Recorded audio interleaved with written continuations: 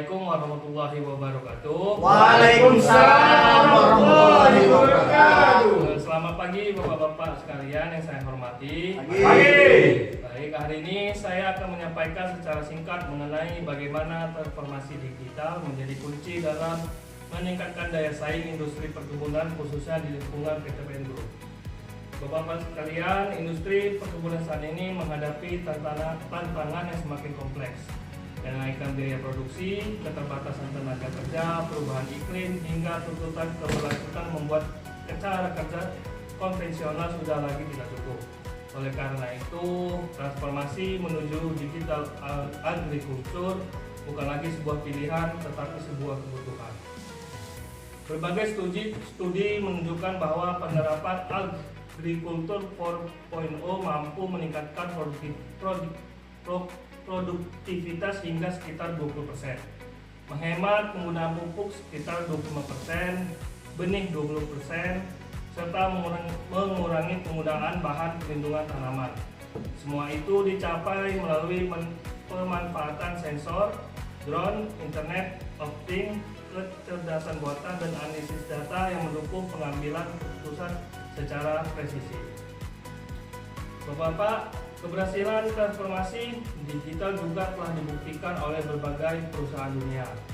Di Malaysia misalnya, teknologi digital telah diterapkan melalui dari pembibitan, penanaman, pemeliharaan, panen, hingga pengolahan. AI digunakan untuk memilih bibit unggul, sensor memonitor kondisi tanah, drone mengawasi kesehatan tanaman, sementara Big Data membantu mengoptimalkan logistik menuju pabrik. Di Brazil, mekanisasi dan AI dimanfaatkan untuk menentukan waktu pemupukan terbaik, mengendalikan gulma menggunakan drone, hingga mengoperasikan mesin panen berkapasitas tinggi. Sementara di India, AI dan sensor digunakan untuk menentukan waktu tanaman, kebutuhan air, hingga waktu panen yang paling optimal sehingga produktivitas tebu meningkat secara signifikan.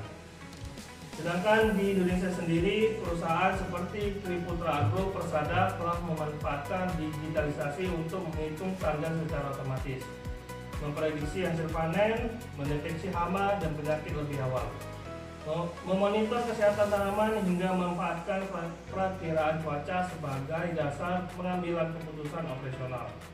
Hasilnya adalah produktivitas yang meningkat dengan biaya yang lebih efisien. Lalu bagaimana dengan PTPN?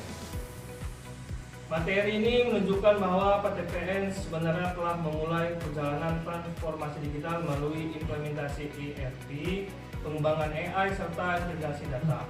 Namun hasil asesmen juga menunjukkan masih terdapat ruang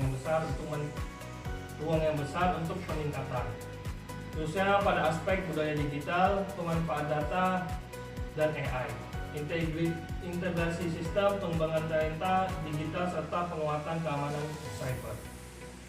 Transformasi digital bukan hanya membeli teknologi baru, yang jauh lebih penting adalah